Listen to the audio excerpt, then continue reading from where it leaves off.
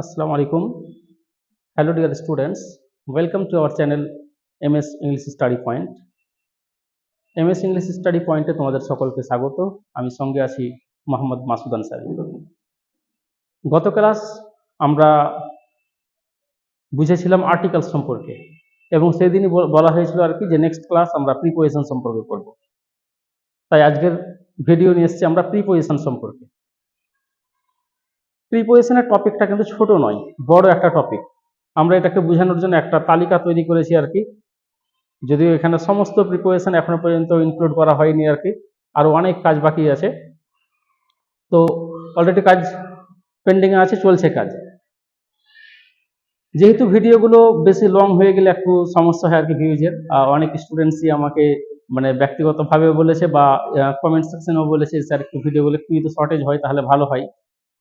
বাস্তব কথা এটা যে আজকে আমাদের যে পেশেন্স আর কি ধৈর্য সেটা কমে গেছে, যেহেতু আমরা শিক্ষামূলক ভিডিও দেখতে তেমন ভাবে রাজি নয়, টাইম দিতে রাজি নয়। হয়তো যেটা সেটা দেখতেই সেই ফেসবুকের বা ইনস্টাতে হয়তো টাইম দিতে ব্যস্ত। যাই হোক, তাই আমরা সেই দিকে লক্ষ্য রেখে ভিডিওটাকে শর্ট করছি। তাই আজকের আলোচনা শুধুমাত্র প্রিপোজিশন কি, তার উদাহরণ কি এবং তার ক্লাসিফিকেশন অফ প্রিপোজিশন অর্থাৎ প্রিপোজিশনের ভাগ, এই সম্পর্কে শুধু আলোচনা। প্রিপোজিশনের ডেফিনেশন, তার এক্সাম্পল এবং ক্লাসিফিকেশন অফ প্রিপোজিশন, এই সম্পর্কে আজকের আলোচনা হবে। এবং টু দ্য পয়েন্ট যে সমস্ত আলোচনা প্রিপোজিশনের ব্যবহার আর কি, হ্যাঁ, ওয়ানের ব্যবহার, ইনের ব্যবহার, টু এর ব্যবহার, সেগুলো আমরা নেক্সট ভিডিও থেকে শুরু করব। তাহলে আজকের ভিডিও হচ্ছে শুধু একটা বেসিক একটা জ্ঞান প্রিপোজিশন সম্পর্কে, প্রিপোজিশন কি, তার উদাহরণ এবং তার বিভাগগুলো সম্পর্কে আলোচনা। এসো আমরা প্রিপোজিশন আগে আমরা ডেফিনেশনটা দেখে নিই।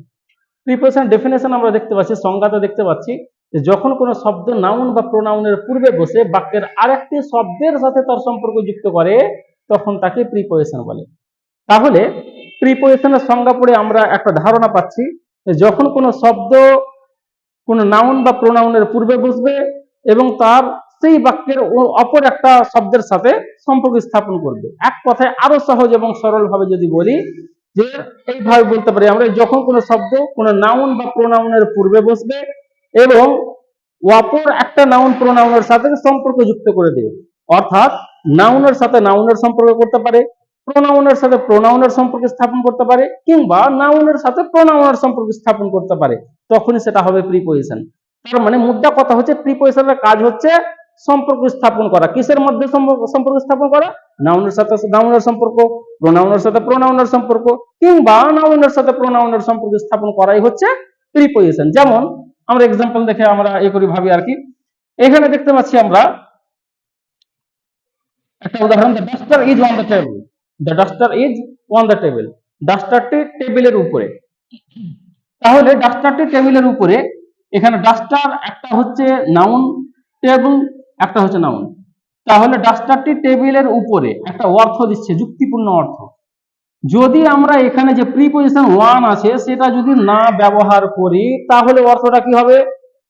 যদি আমরা এখানে ওয়ানটা যদি সরিয়ে দিই, ধরে নাও যে ওয়ান আর নেই, ওয়ানটাকে বাদ দিয়ে দিলাম, তাহলে কি হচ্ছে? তখন হচ্ছে দ্য ডাস্টার ইজ, ডাস্টারটি হয়, দ্য টেবিল, টেবিলটি। তাহলে ডাস্টারটি হয় টেবিলটি, কেমন অর্থ হচ্ছে? অর্থটা একটু হাস্যকর হচ্ছে না? একদমই যুক্তিহীন একটা অর্থ হচ্ছে। তার মানে বুঝতে পারছি যে যদি কোনো বাক্যে প্রিপোজিশনের আবশ্যিকতা থাকে, প্রয়োজনীয়তা থাকে, আর যদি সেখানে প্রিপোজিশন যদি ব্যবহার করা না হয় তাহলে সেখানে অর্থটা হবে হাস্যকর বা যুক্তিহীন, যুক্তিপূর্ণ অর্থ প্রোভাইড করতে পারবে না। অর্থাৎ এখানে যেমন হলো যে ডাস্টারটি হয় টেবিলটি, অর্থ সঠিক দিতে পারছে না। কিন্তু যদি আমরা এখানে দেখি ভালোভাবে সে ওয়ানটাকে সাথে নিয়ে, তাহলে আবার কি দাঁড়াচ্ছে? এখানে দেখো যে বলা হচ্ছে ডাস্টারটি হয় টেবিলের উপরে, তাহলে ডাস্টার নাউন, টেবিল নাউন, আর এই ডাস্টারের সাথে টেবিলের একটা সম্পর্ক স্থাপন করে দিচ্ছে কে? ওয়ান। তাহলে এই ওয়ানটা হচ্ছে কি?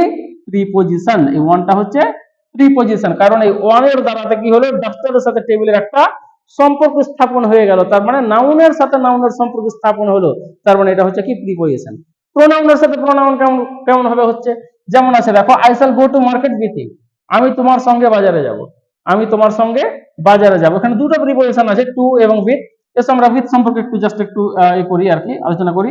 যদি আমরা এখানে উইথটা যদি না দিই তাহলে কি হচ্ছে? এখানে বলছে I shall go to market, আমি বাজারে যাব, ইউ মানে তুমি, তার মানে আমি বাজারে যাব, তুমি। কি হাস্যকর লাগছে না? আবার যদি ইউ মানে তোমাকে ধরি তাহলে কি হচ্ছে, আমি বাজারে যাব তোমাকে। দেখো এখানেও কিন্তু অর্থটা যুক্তিহীন হচ্ছে। তার মানে এখানে প্রিপজিশনের প্রয়োজনীয়তা আছে, কিন্তু আমরা প্রিপজিশন দিচ্ছি না, তাই বলে কি হচ্ছে যে অর্থটা কিন্তু একদমই বেমানান বা হাস্যকর হয়ে যাচ্ছে। তাই এখানে প্রিপজিশনের সঠিক ব্যবহার করে আমরা কি করছি, অর্থটাকে সঠিক করে নিচ্ছি।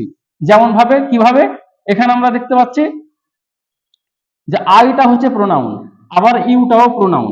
তার মানে আমি তোমার সঙ্গে বাজারে যাব, তার মানে আমার সাথে তোমার যে সম্পর্ক সেটা কে জুড়ে দিল, উইথ জুড়ে দিল। তার মানে উইথ হচ্ছে সঙ্গে, তার মানে আমি তোমার সঙ্গে বাজারে যাব, তো এই যে সঙ্গে কথাটা দিয়ে একটা সঠিক অর্থ প্রোভাইড করলো। তার মানে উইথ হচ্ছে প্রিপজিশন। তার মানে প্রিপজিশনের কাজ হচ্ছে কি, সম্পর্ক স্থাপন করা, নাউনের সাথে নাউনের, প্রোনাউনের সাথে প্রোনাউনের বা নাউনের সাথে প্রোনাউনের সম্পর্ক স্থাপন করবে, সম্পর্ক জুড়ে দিবে, সেটা হচ্ছে প্রিপজিশন। তার মানে প্রিপজিশনের কাজ কি, সেনান্টু ঘটকের মতো আর কি, সম্পর্ক জুড়ে দিবে আর কি, তাহলে সেটা হচ্ছে প্রিপজিশন। যাই হোক, নেক্সট আলোচনায় আসে আমরা ক্লাসিফিকেশন অফ প্রিপজিশন সম্পর্কে। ক্লাসিফিকেশন অফ প্রিপজিশন, প্রিপজিশন আমরা তো ব্যবহার প্রায় সবাই জানি আর কি, অনেকেই, হ্যাঁ, যে on, in, to, into, from, of, for, at, এরকম অনেক ব্যবহার আছে। তো তার আগে একটা বেসিক একটা ব্যাপার, যে প্রিপজিশনের ভাগগুলো কিন্তু আমরা অনেকেই জানি না, যে প্রিপজিশনের মধ্যে একটা যে ভাগ আছে, হ্যাঁ, সেই ব্যাপারগুলো কিন্তু আমরা তেমন ভাবে ওয়াকিবহাল নয়। এসে সেই ব্যাপারটা আজকে জেনে নিই। প্রিপজিশনে প্রধানত 6টা ভাগ রয়েছে। কটা? 6টা ভাগ রয়েছে প্রধানত। কি কি? একটা simple preposition, double preposition, compound preposition, phrase preposition, participle preposition আর ডিসগাইজ প্রিপজিশন। এই হচ্ছে 6 প্রকার প্রিপজিশন। আমরা শুধুমাত্র নরমালি ভাবে জানি যে প্রিপজিশন যেগুলো আছে আর কি, যত আমরা যেগুলো দেখতে পাই আর কি, on, in, to, into, from, under, between, among, হ্যাঁ, ইত্যাদি। কিন্তু সেই প্রিপজিশনগুলো কোনটা কার আন্ডারে পড়ছে সেই ব্যাপারটা কিন্তু আমরা জানি না। ওয়ানটা কোন প্রিপজিশন পড়ছে, ফ্রমটা কোন প্রিপজিশন পড়ছে, উইদিনটা কোন প্রিপজিশন পড়ছে, ইনটুটা কোন প্রিপজিশন পড়ছে, সেই ব্যাপারগুলো কিন্তু আমরা তেমন ভাবে জানি না। এসে সেই ব্যাপারগুলো একটু ধারণা নেওয়ার চেষ্টা করি শর্টকাটে। সিম্পল প্রিপজিশন কি? সিম্পল প্রিপজিশন হচ্ছে এক পদ বিশিষ্ট প্রিপজিশন। এক পদ বিশিষ্ট প্রিপজিশন হচ্ছে কি সিম্পল প্রিপজিশন। যেমন এই যে ওয়ান, এক পদ বিশিষ্ট, ঠিক আছে, ওয়ান হচ্ছে কি এক পদ বিশিষ্ট প্রিপজিশন। তার মানে ওয়ান হচ্ছে কি তাহলে সিম্পল প্রিপজিশন। তাহলে on, in, at, with, of, by, for, etcetera, আরো অনেকগুলো আছে আর কি সিম্পল প্রিপজিশন, যেগুলো এক পদ বিশিষ্ট প্রিপজিশন, সেগুলো হচ্ছে কি সিম্পল প্রিপজিশন। যেমন একটা উদাহরণ দেওয়া হয়েছে, they are playing football in the field, তারা মাঠের মধ্যে ফুটবল খেলছে। তাহলে এই যে মাঠের মধ্যে, মধ্যে, তার মানে ইনটা হচ্ছে কি তাহলে সিম্পল প্রিপজিশন। আমরা শুধুমাত্র জানি যে ইনটা প্রিপজিশন, কিন্তু ইনটা কোন প্রিপজিশন এই সম্পর্কে কিন্তু জানি না। তাহলে ইনটা এক পদ বিশিষ্ট প্রিপজিশন, তার মানে বুঝতে পারছি ইন হচ্ছে সিম্পল প্রিপজিশন। আশা করছি বুঝতে পেরেছো। তারপরে চলে এসো ডাবল প্রিপজিশন। ডাবল প্রিপজিশন কি? যখন এক পদ বিশিষ্ট প্রিপজিশন দিয়ে তার অর্থটাকে সঠিকভাবে প্রকাশ করতে পারে না, তখন আরো একটা প্রিপজিশনের হেল্প নেওয়া হয়, এবং সেটাই হচ্ছে ডাবল প্রিপজিশন। যখন এক পদ বিশিষ্ট প্রিপজিশন দিয়ে তার সঠিকভাবে অর্থ প্রকাশ করতে পারে না এবং অপর আরেকটা প্রিপজিশনের হেল্প নেওয়ার প্রয়োজন হয়, তখন হবে সেটা ডাবল প্রিপজিশন। যেমন আমরা দেখতে পাচ্ছি, দেখো ইনটু, তাহলে দেখো ইন একটা আছে, টু একটা আছে, দিয়ে একসাথে হয়েছে ইনটু। ওয়ান টু, তাহলে ওয়ান একটা আছে, টু একটা আছে, দিয়ে ওয়ান টু হয়েছে। ফ্রম আন্ডার, তাহলে ফ্রম একটা আছে, আন্ডার একটা আছে। ফ্রম ইনসাইড, তাহলে ফ্রম একটা আছে আবার ইনসাইড একটা আছে। তাহলে দেখো যে এগুলো কিন্তু ডাবল প্রিপজিশন। কারণ কি, এই প্রিপজিশন গুলোর মধ্যে দুটো করে প্রিপজিশন আছে, যদি আমরা এটাকে ভেঙে দেখি আর কি। তাহলে into, onto, from under, from inside, তাহলে এগুলোতে কি হচ্ছে ডাবল প্রিপজিশন হচ্ছে, কারণ এগুলো এক পদ বিশিষ্ট প্রিপজিশন দিয়ে তার সঠিক অর্থটা প্রোভাইড করতে পারে না। যেমন উদাহরণ দিয়েছি, হি ran into the room, he ran into the room, সে ঘরের দিকে দৌড়াচ্ছে। তাহলে একজন ছেলে ধরো যে ঘরের দিকে দৌড়াচ্ছে আর কি, ঘরের দিকে মুখ করে সে দৌড়াচ্ছে, হ্যাঁ, মানে ঘরে প্রবেশ করার জন্য। তাহলে দেখো যে ইনটু কেন হলো, ইন মানে মধ্যে প্রবেশ করছে সেই হিসাবে, আবার টু গতি কাজ করছে, তাহলে গতি বোঝাতে কি হয় টু হয়, আর মধ্যে বোঝাতে ইন বসে, যে একসাথে দুটাকে অর্থ মানে বুঝাতে গিয়ে কি হলো একসাথে আবার ইনটু হয়ে গেল। কথা বুঝতে পেরেছো? এরকম ভাবে এগুলো হচ্ছে আর কি, ফ্রম আন্ডার নিচে থেকে, ফ্রম ইনসাইড ভিতর থেকে, এই যে ভিতর আবার থেকে দুটো চলে আসছে আর কি, হ্যাঁ, দুটো বুঝাতে গিয়ে আবার কি হচ্ছে দুটো প্রিপজিশনের হেল্প নিতে হচ্ছে, দিয়ে এটা হয়ে যাচ্ছে ডাবল প্রিপজিশন। তার মানে into, onto, from under, from inside, এগুলো হচ্ছে কি ডাবল প্রিপজিশন। তারপরে হচ্ছে কি কম্পাউন্ড প্রিপজিশন। কম্পাউন্ড প্রিপোজিশন কি, প্রায় ডাবল প্রিপোজিশন আর কম্পাউন্ড প্রিপোজিশনের মধ্যে মানে কাছাকাছি অনেকটা মিল আছে আর কি, যদিও কিছুটা পার্থক্য রয়েছে আর কি, তবে দেখতে অনেকটা কাছাকাছি একই বলা যেতে পারে। কম্পাউন্ড প্রিপোজিশন হবে যে দুটো প্রিপোজিশনের হেল্প নিয়ে ভিন্ন ধরনের একটা প্রিপোজিশনের রূপ সে গঠন করে নেবে নিজে থেকে, ঠিক আছে। অন্য একটা প্রিপোজিশনের হেল্প নিয়ে সে একটা নিজে একটা স্বাধীনভাবে একটা মানে কি প্রিপোজিশন গঠন হয়ে যাবে, এবং তাকে সন্ধি বিচ্ছেদ করলে আমরা বুঝতে পারবো যে এখানে আরো প্রিপোজিশন ঢুকে আছে। যেমন অ্যাক্রস, অ্যাক্রসকে দেখো যে একটা ভিন্ন ধরনের প্রিপোজিশন লাগছে, কিন্তু একে যদি আমরা সন্ধি বিচ্ছেদ করি তাহলে ওয়ান যুক্ত ক্রস সমান অ্যাক্রস। কথা বুঝতে পেরেছো? ওয়ান যুক্ত ক্রস সমান অ্যাক্রস। এখানে উইদাউট, তাহলে উইথ যুক্ত আউট সমান উইদাউট। এখানে উইদিন, তাহলে উইথ যুক্ত ইন সমান উইদিন। তাহলে গেলে সন্ধি বিচ্ছেদ যদি করি তাহলে আমরা আবার দেখতে পাচ্ছি যে দুটো দুটো প্রিপোজিশন বসে আছে ভিতর ভিতর দিয়ে আবার একসাথে বসে একটা ভিন্ন ধরনের একটা প্রিপোজিশন গঠন হয়ে গেছে, সেটা হচ্ছে কি কম্পাউন্ড প্রিপোজিশন। যেমন উদাহরণ দিয়েছি, we cannot live without water, যে আমরা জল ছাড়া বাঁচতে পারি না। তাহলে জল ছাড়া বাঁচতে পারি না, তাহলে উইদাউট অর্থাৎ ছাড়া, এই যে ছাড়া অর্থে আমরা কি করছি, উইদাউট এর ব্যবহার করছি। তাহলে এই উইদাউট শব্দটা কি, কম্পাউন্ড প্রিপোজিশন। ঠিক আছে, আশা করছি বুঝতে পেরেছো।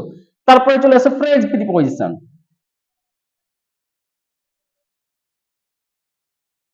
ফ্রেজ প্রিপোজিশন আমরা দেখতে পাচ্ছি যে ফ্রেজ আমরা কোনগুলোকে বলবো আর কি, যে প্রিপোজিশন গুলোর মধ্যে মানে প্রিপোজিশনের পাশাপাশি এক্সট্রা ভাবে কোনো আবার শব্দ থাকবে, কোনো কিছু এক্সট্রা শব্দ থাকবে প্রিপোজিশনের সাথে, তখন সেটা হচ্ছে ফ্রেজ। যেমন এখানে আমরা দেখতে পাচ্ছি যে because of, because of, in front of, due to. তাহলে দেখো যে অফ এর সাথে বিকজ যুক্ত হয়ে আছে, একটা এক্সট্রা ওয়ার্ড, ঠিক আছে, দিয়ে হয়েছে কি বিকজ অফ, কারণে। দিয়ে এখানে দেখো যে ইন ফ্রন্ট অফ, সামনে, এখানে দেখো দুটো প্রিপোজিশন যুক্ত হয়ে আছে, দিয়ে আবার একটা এক্সট্রা শব্দ চলে এসেছে। ডিউ টু, টু প্রিপোজিশন আসছে, আবার ডিউ আবার এক্সট্রা শব্দ চলে এসেছে। তাহলে একটা প্রিপোজিশনের সাথে বাইরে থেকে একটা এক্সট্রা শব্দ অ্যাড করে দেওয়া, সেটা হচ্ছে ফ্রেজ। এবং দুটো শব্দ একসাথে মিলে প্রিপোজিশন এবং অন্য একটা শব্দ পাশাপাশি বসে, সেটা হয় ফ্রেজ প্রিপোজিশন। যেমন এখানে আছে দেখো, হি couldn't go to school because of his illness. তাহলে তার অসুস্থতার কারণে সে স্কুল যেতে পারেনি। তাহলে বিকজ অফ একসাথে হচ্ছে কারণে, বিকজ মানে হচ্ছে অ্যাকচুয়ালি কারণ, আর বিকজ অফ যখন হয়ে গেল তখন কারণে, তাহলে কারণে আমাদের দরকার আছে অর্থটা, ওই জন্য বিকজ অফ বসে গেল। তাহলে প্রিপোজিশনের সাথে যখন এক্সট্রা ভাবে কোনো শব্দ আমরা দেখতে পাবো, যে ফ্রন্ট আছে, বিকজ আছে, বা অন্য কোনো কিছু মানে এক্সট্রা শব্দ এসছে, তখন সেটা হবে ফ্রেজ প্রিপোজিশন। আশা করছি বুঝতে পেরেছো। তারপরে চলে আসে পার্টিসিপেল প্রিপোজিশন। এই পার্টিসিপেল প্রিপোজিশন গুলো এটা প্রেজেন্ট পার্টিসিপেল হতে পারে, আবার পাস্ট পার্টিসিপেলও হতে পারে। নরমালি আমরা জানি যে পার্টিসিপেল গুলোতে আইএনজি যুক্ত থাকে আর কি। তাহলে আইএনজি যুক্ত যে সমস্ত প্রিপোজিশন সেগুলো হচ্ছে কি পার্টিসিপেল প্রিপোজিশন। যেমন দেখতে পাচ্ছি কনসিডারিং, রিগার্ডিং, কনসার্নিং। হয়তো আমরা এই প্রিপোজিশন গুলোকে অনেকে হয়তো নতুন হিসাবে হয়তো চিনছি, যে এগুলো প্রিপোজিশন, এতটুকু হয়তো আমরা জানতামই না। আমরা হয়তো শুধুমাত্র কিছুটার মধ্যেই মানে সীমাবদ্ধ আছে, যে on, in, to, by, with, among, under, এগুলো প্রিপোজিশন। কিন্তু যদি জিজ্ঞেস করা হয় কনসিডারিং, রিগার্ডিং, কনসার্নিং, তাহলে অধিকাংশ স্টুডেন্ট হয়তো আমরা জানি না যে এগুলো প্রিপোজিশন। তাহলে এগুলোকে কি বলা হয়, এই যে আইএনজি যুক্ত আছে এগুলোকে বলা হয় পার্টিসিপল প্রিপোজিশন। কিভাবে বাক্যে ব্যবহার হচ্ছে দেখো, বলছে call me if you have any problem regarding your work. যদি কাজ সম্পর্কে, তোমার কোনো কাজ সম্পর্কে যদি কোনো সমস্যা হয় তাহলে তুমি আমাকে ডাকবে।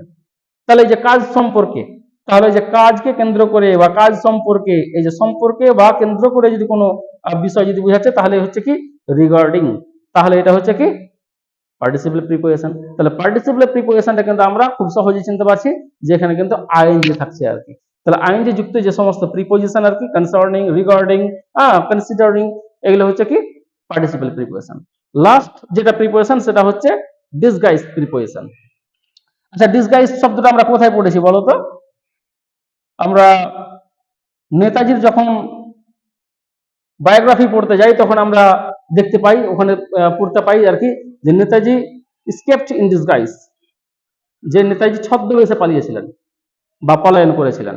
তার মানে ডিসগাইজ মানে হচ্ছে কি ছদ্মবেশ ধারণ করা। তাহলে ছদ্মবেশ কি জিনিস? ছদ্মবেশ হচ্ছে যে কোন একটা আসল রূপ থেকে অন্য একটা রূপ নেওয়া। যেমন নেতাজি সুভাষচন্দ্র কি করেছিলেন, তার নিজস্ব ফেসটাকে চেঞ্জ করে অন্য একজনের রূপ নিয়েছিলেন। মানে অ্যাকচুয়ালি রূপ নিয়েছিলেন বলতে কি, ওনার সাজসজ্জায়, ওনার পুরো লাইফস্টাইলে, ওনার ফেসে তিনি ডুপ্লিসিটিতে মানে কি হচ্ছেন, ট্রান্সফর্ম হওয়ার চেষ্টা করেছিলেন আর কি। তাহলে সেটা হচ্ছে ডিসগাইজড, এক কথায় কোন একটা সত্য বিষয়কে গোপন করে নতুন একটা রূপ দেওয়ার চেষ্টা, সেটা হচ্ছে ডিসগাইজড প্রিপোজিশন। তার মানে ছদ্মবেশ ধারণ করা। তো এই টাইপের প্রিপোজিশন কি জিনিস আবার? তাহলে প্রিপোজিশন এখানে গুপ্ত প্রিপোজিশন কেমন ধরনের হচ্ছে আবার? মানে ফেস দেখে তুমি বুঝতে পারবে না যে এটা এই প্রিপোজিশন, কিন্তু অ্যাকচুয়ালি অরিজিনালি ওটা হচ্ছে এই প্রিপোজিশন। কেমন? এই ডিসগাইজ প্রিপোজিশনের মধ্যে নরমালি ভাবে এ এবং ও এই দুটো লেটারকে আমরা পাই, এ এন্ড ও এই দুটোকে। যেমন এ হান্টিং, এ হান্টিং যদি থাকে তাহলে আমরা ভেবে নেব যে এটা হচ্ছে ওয়ান এর ব্যবহার, এটা হচ্ছে সংক্ষিপ্ত ওয়ান, অর্থাৎ ওয়ান হান্টিং অ্যাকচুয়ালি।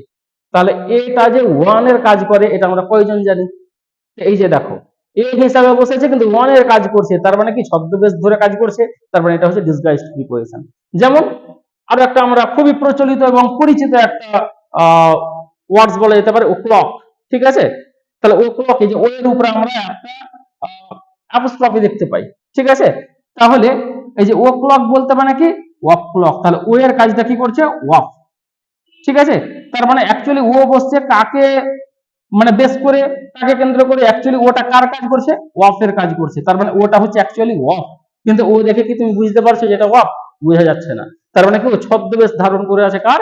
ওয়াফ এর ছদ্মবেশ ধারণ করেছে। তাহলে হ্যাঁ, তার মানে কি যে ছদ্মবেশ ধারণ করে অন্য একটা রূপ নিয়েছে, কিন্তু অ্যাকচুয়ালি এর ভিতরের পরিস্থিতি হচ্ছে এটা হচ্ছে ওয়াফ, কারণ এটা হচ্ছে কি ডিসগাইজড প্রিপোজিশন। মূলত এই দুটোর ক্ষেত্রে এটা হয়। যেমন আমরা এখানে উদাহরণ দিয়েছি, we plan to go a hunting, we plan to go a hunting. এই যে আ হান্টিং, এখানে আ হান্টিং বলতে কি ওয়ান হান্টিং, তার মানে এটা ওয়ান এর কাজ করছে। এটা কিসের কাজ করছে? ওয়ান এর কাজ করছে। তার মানে এটা কি ছদ্মবেশ ধারণ করেছে ওয়ান অ্যাকচুয়ালি, কিন্তু এ হিসাবে বসেছে, তার মানে এটা হচ্ছে ডিসগাইজড প্রিপোজিশন। যেমন আছে I get of at 6 o'clock in the morning, তাহলে এই যে 6 o'clock, এটা ওটা কিসের কাজ করছে? অফ এর কাজ করছে অ্যাকচুয়ালি। তার মানে ও হিসাবে বসেছে কিন্তু ভিতর পরিচিত হচ্ছে ওয়াফ, তার মানে এটা হচ্ছে কি ডিসগাইজড প্রিপোজিশন।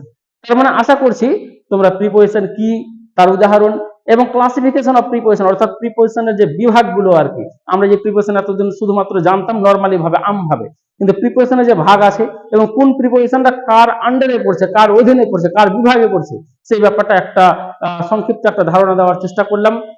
আশা করছি তোমরা এই ভিডিও থেকে হেল্পফুল মানে পাবে আর কি, হেল্পফুল হবে। অবশ্যই যদি একটু হলেও যদি সহযোগিতা পেয়ে থাকো ভিডিও থেকে, তাহলে অবশ্যই চ্যানেলটিকে সাবস্ক্রাইব করবে এবং আগামীতে আবার নতুন নতুন ভিডিও পেতে সেই নোটিফিকেশন বেল আইকন বাটনে ক্লিক করে রাখবে। এবং আগামীতে আবার আমরা আলোচনা করব প্রিপোজিশনের ব্যবহারগুলো সম্পর্কে। যদি আমি পুরোপুরি ভাবে রেডি রেখেছি অনেকটাই, কিন্তু ভিডিও যেহেতু লং হয়ে যাবে তাই আজকে আলোচনা করছি না। আমরা এরপরে দিন থেকে একটা একটা করে প্রিপোজিশনের ব্যবহার সম্পর্কে আলোচনা করব। তার মানে এর আগামী যে ভিডিওগুলো এগুলো আরো ইন্টারেস্টিং এবং মজাদার ভিডিও হতে আসছে আর কি।